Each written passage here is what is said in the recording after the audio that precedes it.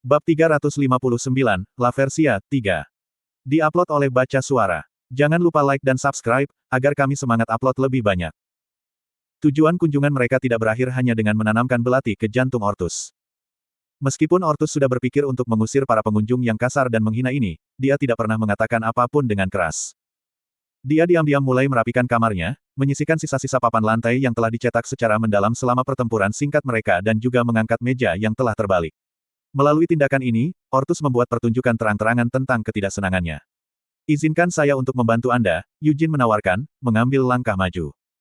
Ortus mengangkat tangannya untuk menghentikan Eugene dan berkata, tidak apa-apa, Sir Eugene.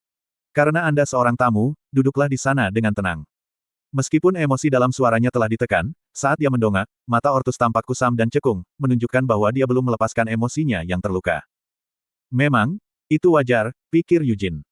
Mereka datang mencarinya atas kemauan mereka sendiri, memukulnya beberapa kali, menjatuhkannya ke tanah, membuatnya tetap tenang, dan bahkan menusukkan belati ajaib ke dalam hatinya. Baru saja mengalami perlakuan seperti itu, apakah benar-benar mungkin bagi Ortus untuk mengatasi kemarahannya dalam waktu singkat sejak saat itu? Jika seseorang seperti itu benar-benar ada, maka Anise dan Christina seharusnya menyerahkan gelar mereka sebagai Saint kepada orang itu. Ngomong-ngomong, Lord Ortus, Charmaine, yang berdiri di dekatnya, tiba-tiba angkat bicara.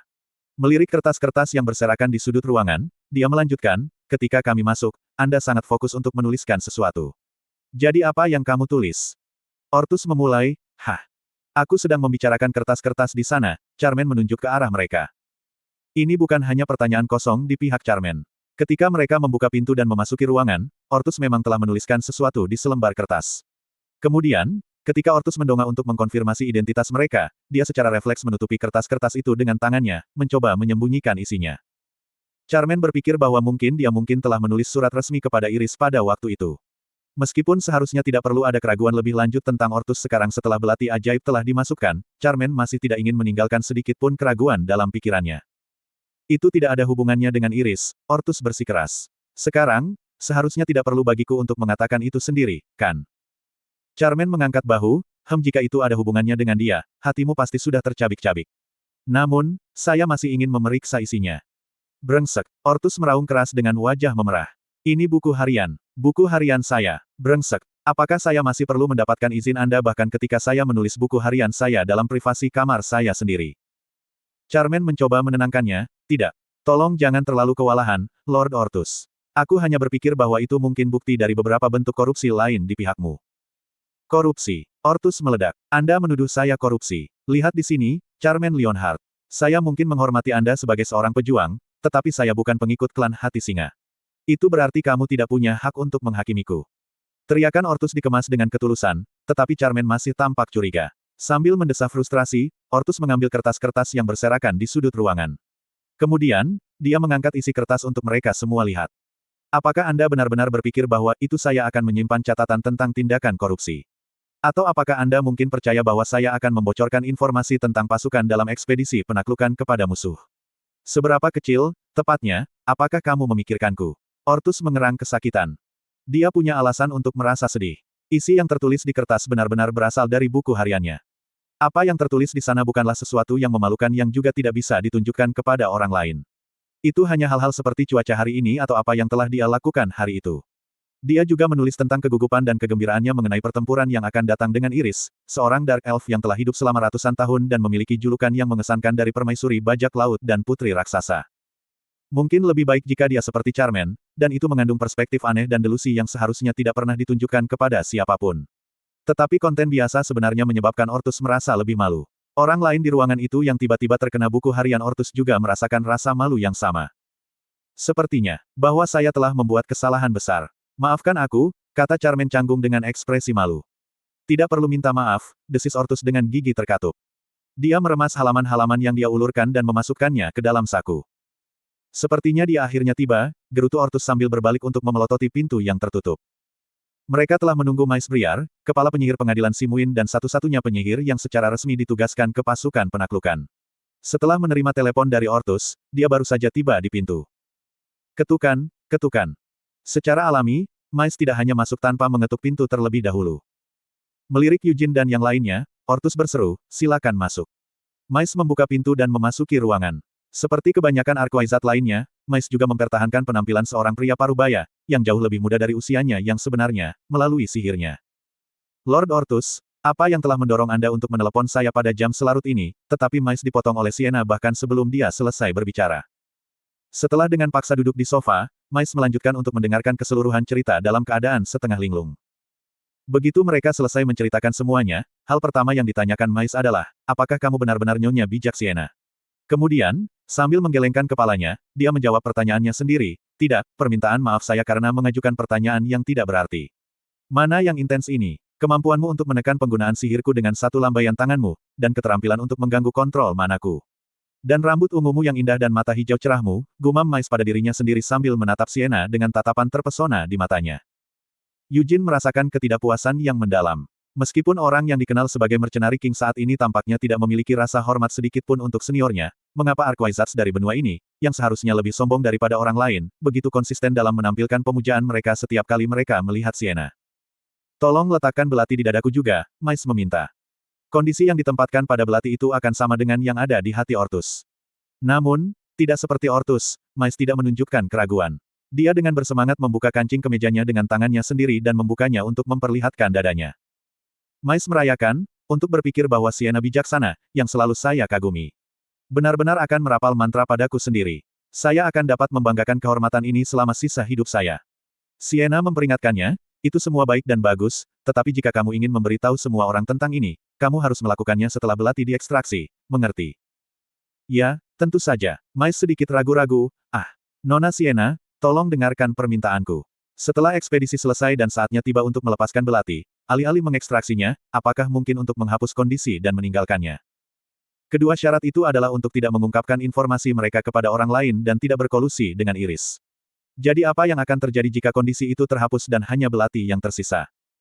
Dalam hal ini, Mais akan bisa mengatakan sesuatu seperti ini selama sisa hidupnya, hei, coba tebak.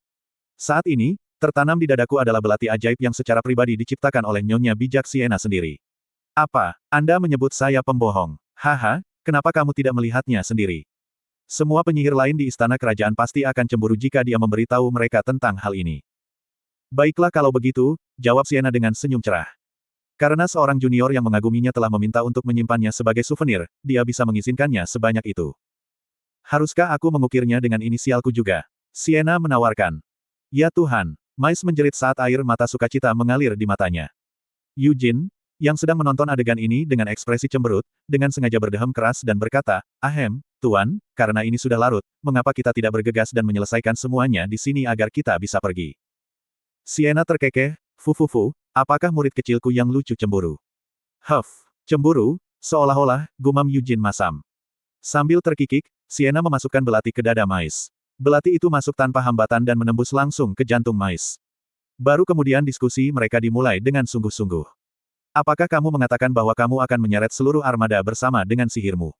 Seru Mais. Sienna menganggukkan kepalanya, mehem. Itu, apakah sesuatu yang begitu absurd bahkan mungkin? Mais berkata, bahkan saat dia berlari melalui perhitungan yang diperlukan untuk melakukannya di dalam kepalanya. Apakah dia benar-benar berencana untuk mempercepat 100 kapal menggunakan sihir, memungkinkan mereka untuk mengabaikan semua kondisi cuaca dan arus laut?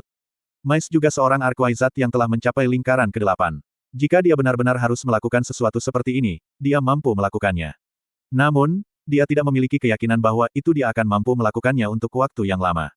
Jika dia mengambil risiko menuangkan semua mana sampai dia benar-benar kelelahan, dia mungkin bisa mempertahankannya selama sekitar setengah hari. Tentu saja, itu mungkin, Sienna dengan cepat membenarkan. Hanya 300 tahun yang lalu, kekuatan motif utama yang digunakan untuk menggerakkan sebagian besar kapal adalah tenaga manusia. Saat para pelaut mendayung-dayung mereka, para penyihir akan mengangkat angin dan mengendalikan arus laut. Namun, di zaman sekarang ini, hampir semua kapal modern menggunakan mesin ajaib sebagai gantinya, berjalan dengan mana yang telah disimpan di dalamnya sebelum keberangkatan mereka. Propulsi kapal juga sebagian bergantung pada batu mana yang ditingkatkan dan dapat diisi ulang. Aku juga berpikir untuk meningkatkan mesin sihir, tapi itu akan memakan waktu terlalu lama. Kalau begitu, aku tidak punya pilihan selain menggunakan metode barbar dan sederhana seperti itu, kata Sienna tegas. Dia akan mengucapkan mantra akselerasi ke seluruh armada. Mantra itu akan mengalihkan semua arus laut terdekat untuk membantu mereka serta menciptakan angin yang akan mendorong armada dari belakang. Sienna bermaksud menggunakan semua metode yang mungkin untuk sampai ke sana lebih cepat. Slot iklan, kamu bisa pasang iklanmu di sini. Lubang abadi Siena masih belum stabil seperti sebelumnya. Jadi, jika dia menggunakan sihir yang kuat pada skala ini untuk waktu yang lama, dia mungkin menyebabkan kerusakan lebih lanjut pada lubang abadinya. Secara alami, Siena juga waspada terhadap kemungkinan seperti itu dan telah menyiapkan rencana untuk kemungkinan itu. Dia akan menggunakan Dragon Hearts. Baik Akasha dan Frost masing-masing membawa satu. Jumlah total mana yang bisa dipasok dari dua tongkat sihir ini secara teoritis tidak terbatas. Jika Siena memasok mantra dengan mana dari tongkat alih-alih mana yang dihasilkan oleh lubang abadinya, konsumsi padanya harus masuk akal. Selain itu, dia juga bisa menerima bantuan dari Yujin, Mer, Raimira, dan Mais. Mais menjanjikan bantuannya dengan penuh semangat, ini akan menjadi kehormatan saya. Untuk menjadi bagian dari penaklukan Putri Raksasa Iris, itu saja bisa dianggap sebagai prestasi legendaris, tetapi jika Siena bijaksana dan pahlawan Eugene Leonhard juga merupakan bagian dari ekspedisi. Selanjutnya, Mais akan mendapatkan kesempatan untuk bekerja sama dengan mereka sejak awal ekspedisi, menjadi bagian dari angin yang akan mendorong ekspedisi penaklukan ke depan. Mais gemetar dalam kegembiraan, tetapi ekspresi Ortus bergetar karena serangkaian emosi yang berbeda. Mengelus dagunya dalam diam berpikir sejenak, Ortus tiba-tiba berkata, aku tidak begitu tahu banyak tentang sihir, tapi apa yang Anda usulkan barusan, Nona Siena, sangat tidak masuk akal sehingga bahkan seorang Arquaizat akan mengklaim bahwa itu tidak mungkin, apakah itu benar? Ya, itu benar, Siena mengangguk. Ortus mengerutkan kening, tapi Nona Siena, kau dan Tuan Eugene juga ingin menyembunyikan identitasmu sampai akhirnya kita mencapai Iris. Benarkah? Benar, ulang Siena. Dalam hal itu, bagaimana tepatnya kita harus menjelaskan apa yang akan terjadi? Ortus bertanya dengan sedih. Ortus tidak bisa tidak membayangkan betapa sakit kepala yang bisa ditimbulkannya. Sebagai komandan, sesuatu seperti jadwal ekspedisi berada dalam otoritasnya, tetapi bagaimana dia bisa menjelaskan peristiwa yang mustahil seperti itu kepada banyak orang yang merupakan bagian dari ekspedisi. Kamu bisa mengatakan bahwa itu karena Dragon Heart, kata Eugene dengan ekspresi tenang. Lord Ortus, saat ini, Anda memiliki fragmen Dragon Heart yang tertanam ke dalam exit Anda, dan sejauh yang saya ketahui, keluarga kerajaan memiliki 2 exit lagi. Ini adalah harta nasional Simuin, 3 exit yang telah dibuat menggunakan Dragon Heart. Satu saat ini digunakan oleh Ortus, sedangkan 2 sisanya biasanya disimpan di perbendaharaan kerajaan. Jika keluarga kerajaan benar-benar serius menaklukkan Iris, maka 2 exit yang tersisa yang telah dihargai sebagai harta nasional seharusnya juga dipercayakan kepada Lord Ortus. Meskipun mereka mungkin telah dikeluarkan untuk orang lain. Bukankah itu masalahnya? Untuk putri Scalia, mungkin, tebak Eugene. Itu, memang kemungkinan, Ortus mengakui. Tuan Eugene, seperti yang Anda katakan, Yang Mulia Raja telah meminjamkan exit kepada putri Scalia selama ekspedisi ini. Dan juga, aku menjaga exit yang tersisa untuk saat ini. Mengamankan, Eugene membeo dengan rasa ingin tahu. Saya belum memutuskan kepada siapa harus mempercayakannya. Saya sudah berpikir untuk memberikannya kepada putra saya, Dior, tapi aku merasa itu mungkin tampak terlalu nepotistik. Jadi, saya sudah mencoba memutuskan siapa di antara para elit yang berpartisipasi dalam ekspedisi yang harus saya serahkan, Ortus mengaku. Eugene secara alami berpikir bahwa Ortus akan menyelamatkan exit untuk putranya, jadi dia menganggap pengakuan ini mengejutkan. Eugene berdehem, bagaimana dengan Lord Ivik? Saya telah diberitahu bahwa keterampilannya luar biasa. Eugene telah membuat saran ini dengan sedikit niat menyelidik, tetapi Ortus segera menjawab dengan penolakan langsung, dia adalah tentara bayaran. Dia bukan seseorang yang bisa dipercaya. Eugene dengan mudah mengganti track, jika itu masalahnya, lalu bagaimana dengan Lady Charmaine? Eugene mungkin orang pertama yang menyarankan Ivik, tetapi dia tidak punya alasan untuk bertarung untuk pria itu. Charmaine, yang telah menggigit cerutunya dengan ekspresi santai, melebarkan matanya karena terkejut dengan nominasi yang tiba-tiba itu. Charmaine bertanya dengan heran. Eugene mengangguk, ya, jika itu Lady Charmaine, maka Anda bisa yakin dengan keahliannya, dan dia juga seseorang yang bisa Anda percayai, bukan? Charmaine bertanya, dengan itu, apakah Anda bermaksud mengatakan bahwa Anda juga mempercayai saya, Eugene? Eugene tercengang, tidak, mengapa menanyakan sesuatu yang begitu jelas? Apa menurutmu aku tidak mempercayaimu, Lady Charmaine? Aku juga percaya padamu, kata Charmaine dengan senyum cerah sambil meletakkan cerutunya. Sumur, jadi bagaimana jika dia melakukannya? Eugene berkedip bingung sebelum hanya menundukkan kepalanya sebagai penerimaan. Jika itu Lord Charmaine, maka aku benar-benar harus bisa mempercayainya, Ortus akhirnya berkata setelah memikirkannya dengan serius.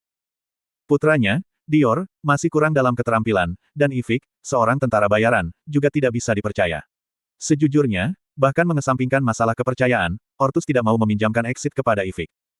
Namun, jika itu adalah Charmaine Leonhard, maka dia bisa mempercayainya. Mungkinkah dia mencoba melarikan diri dengan itu setelah mendapatkan tangannya? Pertama-tama, sebagai harta nasional, exit telah sepenuhnya tertanam dengan sihir anti pencurian, dan sementara orang lain mungkin tidak begitu yakin, tidak perlu khawatir tentang kekhawatiran seperti itu dengan Charmaine. Kalau begitu, mari kita pinjamkan saja ke Lady Charmaine, Ortus berhenti. Tapi tidak, kita sedang mendiskusikan sesuatu yang lain sekarang, bukan? Bukankah itu sudah cukup alasan? Eugene membantah. Kita dapat mengklaim bahwa Mais, seorang Archwizard dan Komandan Royal Court Wizards, menggunakan kekuatan Dragonheart dari dua exitmu untuk memperkuat mantranya. Satu-satunya penyihir lain yang berpartisipasi dalam ekspedisi ini adalah penyihir pertempuran milik Slot Mercenaries, dan sejauh yang aku tahu, penyihir paling terampil di antara jumlah mereka hanya di lingkaran ke-6. Jika mereka hanya pada tingkat itu, mereka seharusnya tidak memiliki alasan untuk merasa curiga dengan klaim kami. Meskipun ketidakbersalahan saya telah terbukti, saya masih merasa perlu berhati-hati. Bagaimana jika seseorang dalam ekspedisi ini benar-benar berkolusi dengan Iris? Bagaimana jika mereka memiliki beberapa cara untuk menyampaikan pergerakan ekspedisi penaklukan kita ke Iris? Ortus bertanya dengan ekspresi serius. Apa yang akan dilakukan Iris jika dia mengetahui bahwa kecepatan ekspedisi penaklukan tiba-tiba meningkat dan sihir tak dikenal terlibat dalam prosesnya? Untuk saat ini, mereka masih bisa menyebarkan alasan yang telah disiapkan Eugene, tetapi bukankah ada kemungkinan bahwa pengkhianat potensial mungkin masih merasa curiga dan mengirimkan informasi ini ke Iris? Kami sudah menyiapkan sesuatu untuk itu, kata Sienna dengan senyum cerah. Dengan menyelimuti seluruh armada dalam sihirku, itu berarti aku bisa mengawasi semua yang terjadi di armada. Dengan kata lain, jika mereka ingin mencoba berkomunikasi dengan Iris, pertama-tama mereka harus menghindari mataku. Dan tidak mungkin itu mungkin, kan? Di antara semua mantra yang dikembangkan Sienna secara independen, ada juga mantra yang memungkinkannya untuk mencari ingatan yang tersisa di jejak mana. Sementara keterbatasan mantra adalah bahwa itu tidak mungkin untuk membaca ingatan artefak yang melewati usia tertentu, seperti cincin Agarot, alasan bahwa itu Sienna telah mengembangkan mantra seperti itu di tempat pertama bukan untuk membaca kenangan yang tersisa di dalam item. Niatnya adalah membaca ingatan mantra itu sendiri. Di medan perang yang mengaduk-aduk segala macam serangan, ada banyak mantra yang bisa dilemparkan secara diam-diam. Ini termasuk berbagai kutukan. Mantra Sienna dimaksudkan untuk membaca jejak memori yang tersisa di mana yang dimasukkan ke dalam mantra tersebut, memungkinkannya untuk melacak dan membunuh penyihir hitam yang tersembunyi di medan perang. Jadi bagaimana jika seseorang di dalam armada mencoba menggunakan sihir untuk berkomunikasi dengan dunia luar? Upaya mereka akan segera dicegat oleh Sienna. Dari sana, semuanya akan menjadi sederhana. Sienna bisa melacak mantranya kembali untuk menemukan mata-mata yang tersembunyi, dan kemudian, mereka bisa membunuh mata-mata itu jika diperlukan atau hanya memblokir pesan lebih lanjut dari mata-mata itu jika mereka ingin mata-mata itu tetap hidup. Kekuatan Iris mungkin sangat nyaman, tapi masih tidak bisa digunakan untuk hal-hal seperti ini, pikir Eugene penuh syukur. Bisakah Iris benar-benar membuat portal kegelapan kecil yang bisa disembunyikan di saku bawahannya dan memeliharanya selama beberapa bulan, memungkinkannya untuk berkomunikasi dengan bawahannya dengan mengirim surat melalui portal? Tidak peduli berapa banyak kemampuan Iris mungkin telah berevolusi selama 300 tahun terakhir, sesuatu seperti itu tidak mungkin. Setelah semua yang perlu didiskusikan telah diangkat, Eugene berdiri bersama dengan Sienna dan Charmaine. Sebelum pergi, Eugene memberikan satu permintaan maaf terakhir, maafkan kami karena mencarimu pagi-pagi sekali. Ortus bergumam sinis, kamu benar-benar cepat meminta maaf. Tapi kemana tepatnya Anda kembali? Kemana lagi kita akan kembali? Kami akan kembali ke kapal kami, jawab Eugene. Ortus mengerutkan kening, kapalmu. Hati singa. Itu benar, jawab Eugene santai. Namun, Ortus tidak bisa tidak memikirkan implikasi dari jawaban Eugene. Kapal hati singa. Selain Ciel, Charmaine, dan Desra, satu-satunya orang lain yang menemani ketiganya adalah. Ya Tuhan, mata Ortus membelalak kaget saat menyadari bahwa dia telah menyentuh kebenaran. Ketiga pelayan itu, ketiga wanita itu. Eugene, apakah kamu bersembunyi sebagai salah satu pelayan itu? Ortus menuduh. Eugene menjadi bisu. Ortus berseru, ya Tuhan, ya Tuhan. Kamu, pahlawan sepertimu, Eugene Lionheart, kamu berpakaian silang sebagai wanita untuk diam-diam naik kapal. Diam? Eugene menggertak, wajahnya berubah menjadi cemberut iblis.